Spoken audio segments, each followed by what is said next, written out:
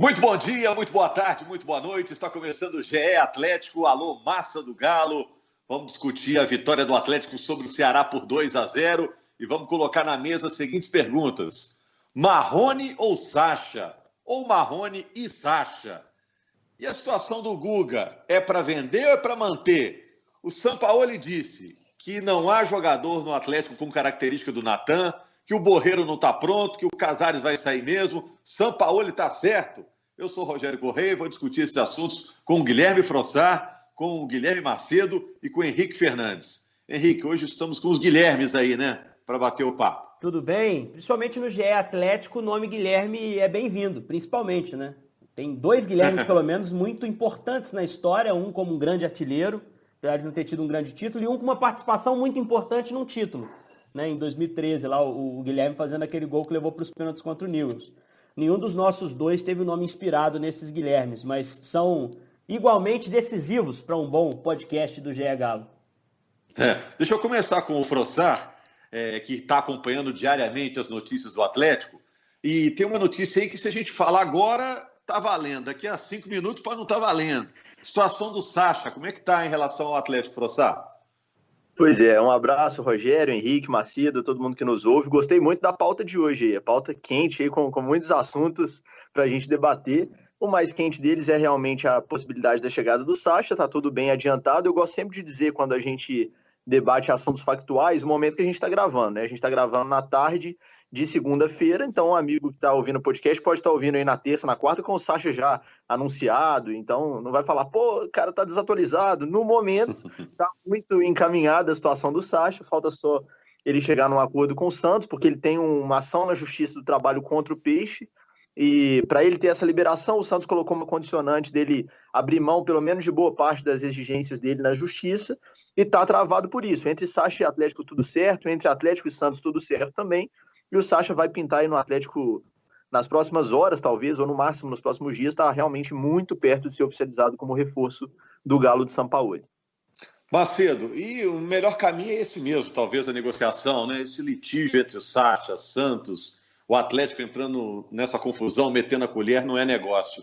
Mas se vier, é Marrone e Sacha ou Marrone ou Sacha?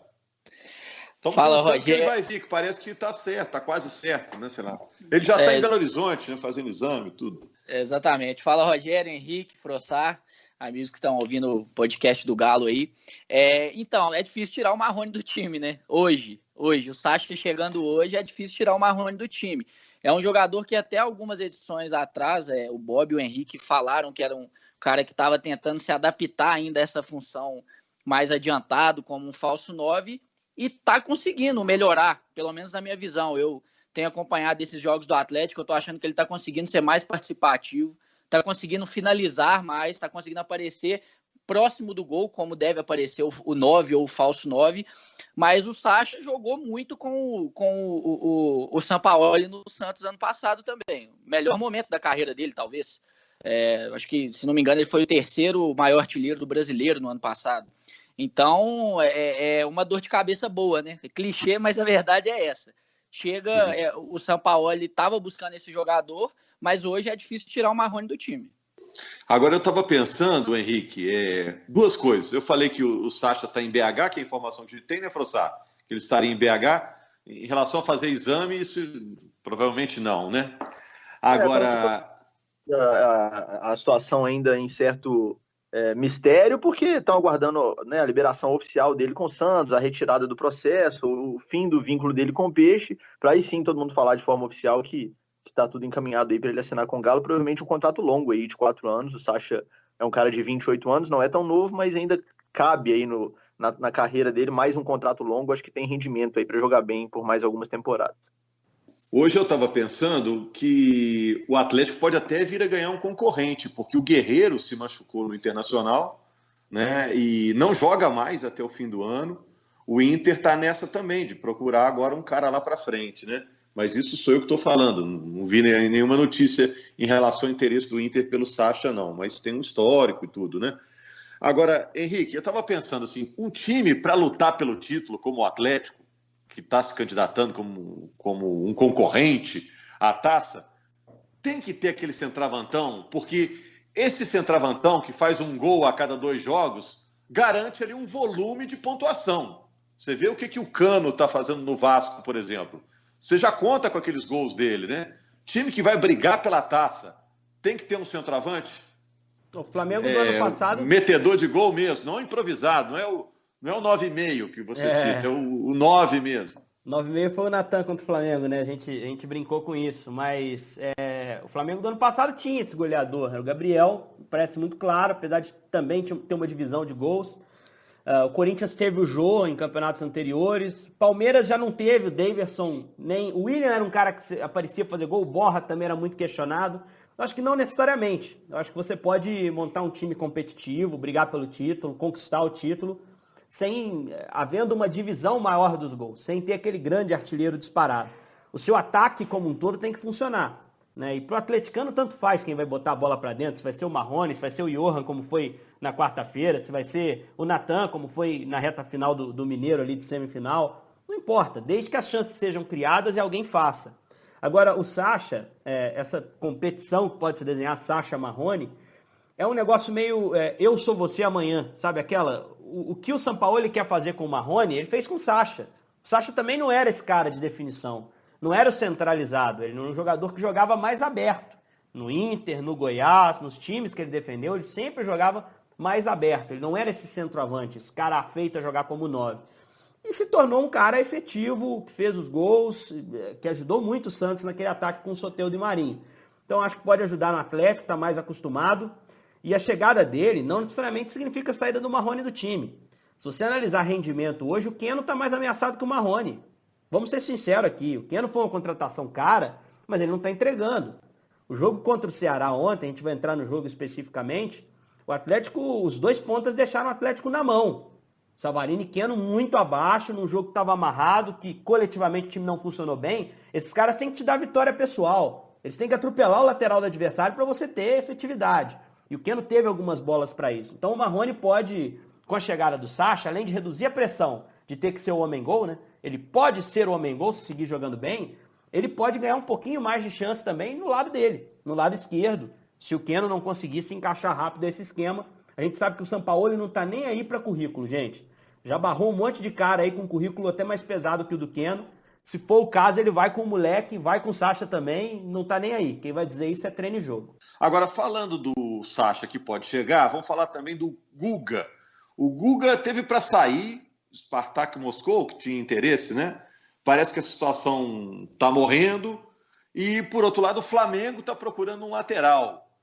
E aí, pensando que o Atlético tem Mariano, tem Mailton, é melhor negociar o Guga, fazer um dinheiro, ou é melhor manter? Eu acho que a saída do Guga não seria nada catastrófico pensando no elenco do Atlético hoje. Assim. Eu acho que, analisando todas as posições do elenco, a lateral direita talvez seja a posição em que, se você perder o titular hoje, seja menos traumático, vamos dizer assim, em relação às outras posições. Você tem o Mariano, que é a reposição que já chegou antes mesmo de uma possível saída do Guga, tem ainda o Mailton, que claramente ainda carece de uma evolução para ter uma sequência maior de jogos. Ele tem sido pouquíssimo utilizado aí com o Sampaoli.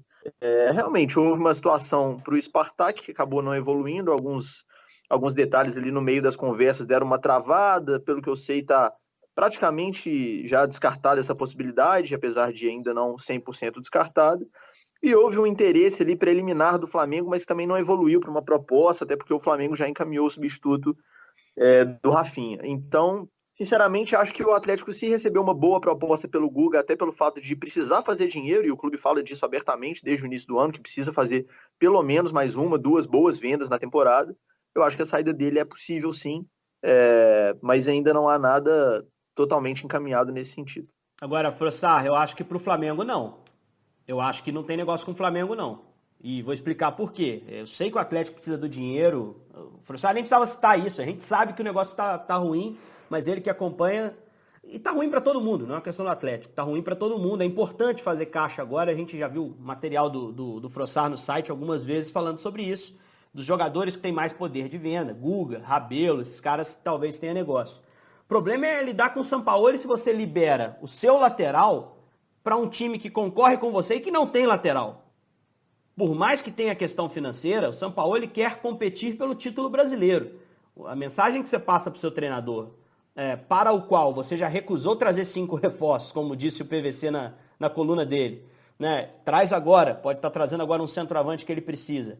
Você tira o lateral titular dele nesse momento, por mais que tenha o Mariano, entrega para o rival, o Sampaoli vai ficar uma fera. Ele não vai entender, não vai aceitar isso de uma maneira natural. Então, eu concordo e assino embaixo se vier a proposta de novo do Spartak, melhorada, em acertar lá com os empresários dele. Vamos lá, a gente assina, a conta para depositar os euros é essa aqui.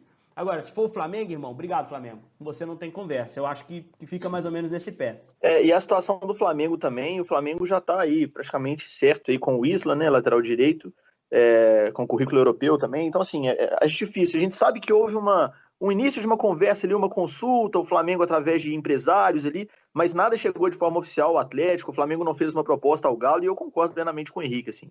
Para o Flamengo tirar o Guga do Galo, até por ser um concorrente direto, teria que ser uma proposta muito superior à proposta, por exemplo, que o Galo teve, ou pelo menos as conversas que o Galo teve para vendê-lo ao Spartak, então realmente é uma coisa muito improvável, até porque o Guga não seria também titular absoluto no Flamengo, porque o Flamengo já está buscando o outro lateral, então também não acho que o Flamengo faria essa proposta irrecusável ao Atlético pelo Guga.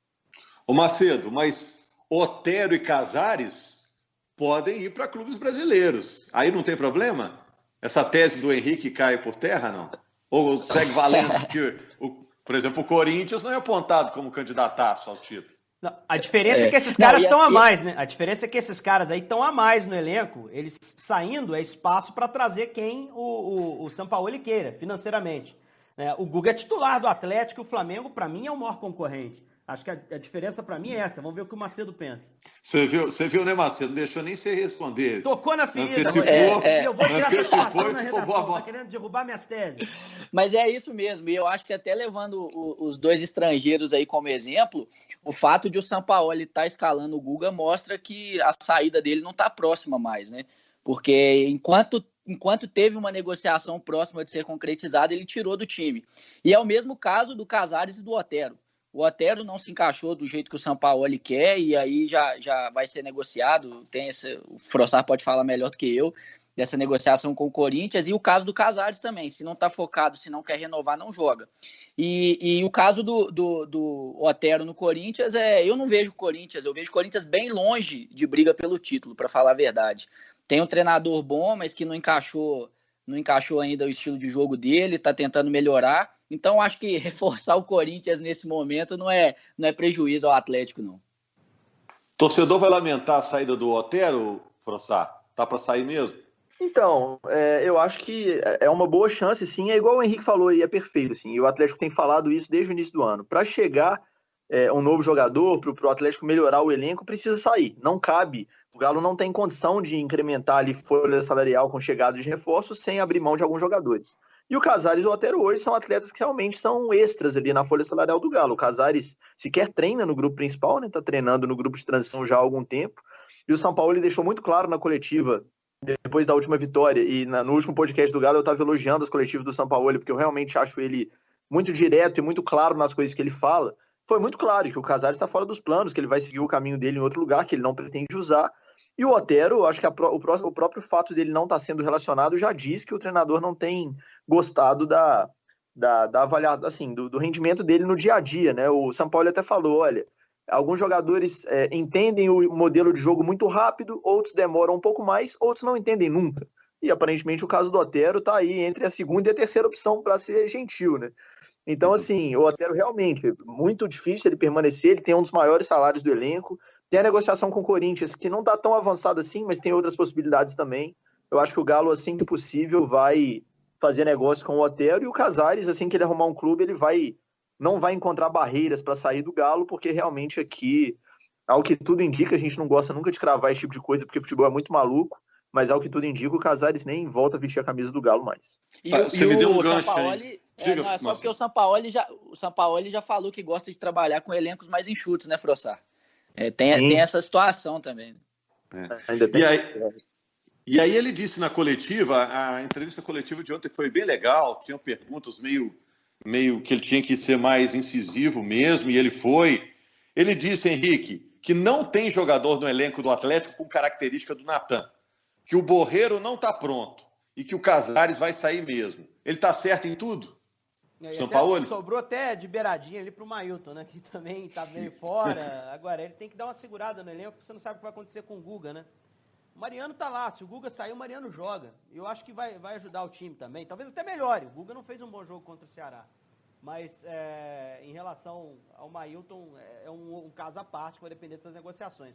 As demais, é uma observação muito relacionada a treino. O que eu posso dizer é que ontem, no jogo contra o Ceará, no domingo, melhor dizendo, não tinha ninguém, isso me pareceu muito claro, designado para fazer a função do Natan. Não é que os caras não tenham conseguido cumprir o papel do Natan. É porque o Sampaoli, talvez sabendo que nenhum tem a característica do Natan, e ele foi claro na entrevista coletiva, não pediu para que ninguém fizesse aqueles movimentos de infiltração, ele botou o time de outro jeito. Ele falou, olha, eu não tenho cara que faça trabalho, eu vou tentar encurralar e pressionar o Ceará de outra forma. Isso explica muito a escalação do Alan na lateral, para ter mais passe, um lateral que proponha por dentro. O Johan abrindo na esquerda, que é uma movimentação que o Natan não faz. Não dá para você compará-los. E o Alan Franco fez o trabalho que ele já faz mesmo, ele jogando pela direita, já é o titular ali daquela posição. Então não tem no elenco, não acho que o Casares seja esse cara, não tem a dinâmica, não participa sem bola, e é um problema histórico do Casares. E digo mais, acho que a ausência do Casares no grupo do Atlético não é só técnica e tática, é comportamental, é postural. É um problema histórico do Casares também, a indisciplina. E ele cometeu erros terríveis, grosseiros na pausa da pandemia, festa, com problema com a prefeitura da cidade onde ele mora.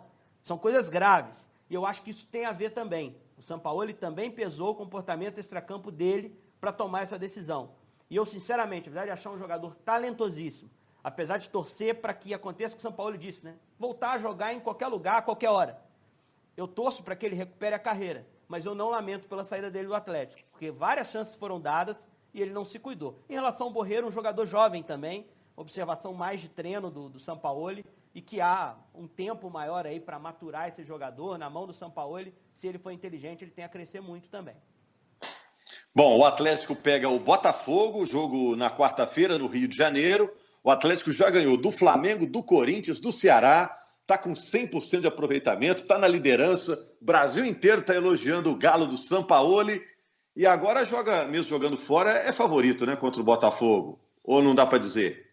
Eu vejo um favoritismo do Atlético, porque eu acho o time melhor, assim, não é um grande favoritismo, não é aquele jogo, claramente tem um time que é obrigado a vencer, mas eu vejo um ligeiro favoritismo do Atlético, mesmo jogando no Rio, até porque com os estádios vazios, eu acho que essa coisa de mando de campo também, quando você tem um gramado bom, né, quando você tem um estádio com boas condições de trabalho, eu acho que interfere menos esse mando de campo.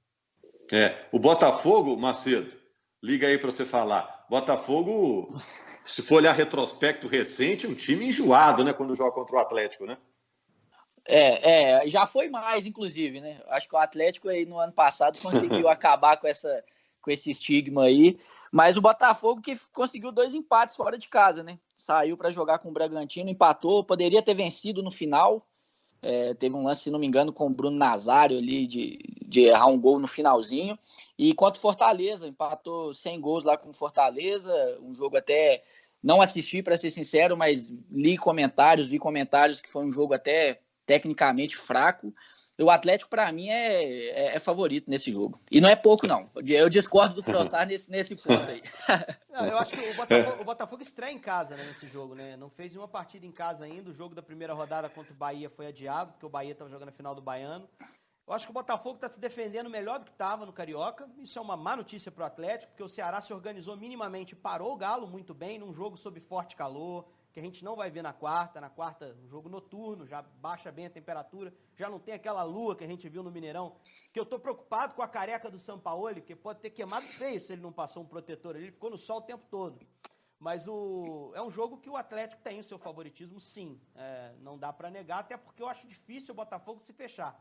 Acho que o Botafogo, até por jogar em casa, mesmo não tendo torcedor, e até por não ter vencido ainda no campeonato, vai tentar jogar um pouquinho mais, sair. É um time que deve ter o Pedro Raul de volta, que é um centroavante que dá trabalho. Não deve ter estreia do Calu, né, que foi o reforço recém-contratado.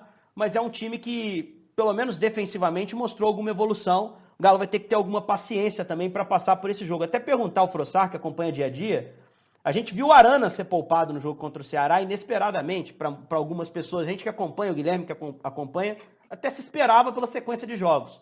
Dá para esperar alguém sendo poupado na quarta, pensando no Inter sábado, Frossá? Pois é, Henrique, a gente vinha falando sobre isso e eu até subi uma matéria no site, se não me engano, no sábado ou na sexta-feira, dizendo que, falando justamente sobre essa sequência de jogos do elenco e que o São Paulo ele claramente pouparia jogadores que vinham tendo uma sequência muito grande. Para esse jogo do Ceará, as maiores sequências no time titular eram do Júnior Alonso e do Arana. O Alonso havia feito até então 6 jogos seguidos, todos jogando os 90 minutos, e o Arana 5, porque ele estava suspenso lá naquele primeiro jogo pós-retorno contra o América, e, portanto, ele vinha de 5 jogos seguidos. E eu já apontava como possibilidade os dois, ou pelo menos um deles no banco, e foi o Arana, apesar de ter entrado no segundo tempo. O Alonso jogou os 90 e foi, portanto, para 7 jogos seguidos, né? Tem que ver como é que tá, obviamente, secar, exames, para ver como é que tá a condição dele, mas é um cara que eu acho que em algum momento vai ter um descanso.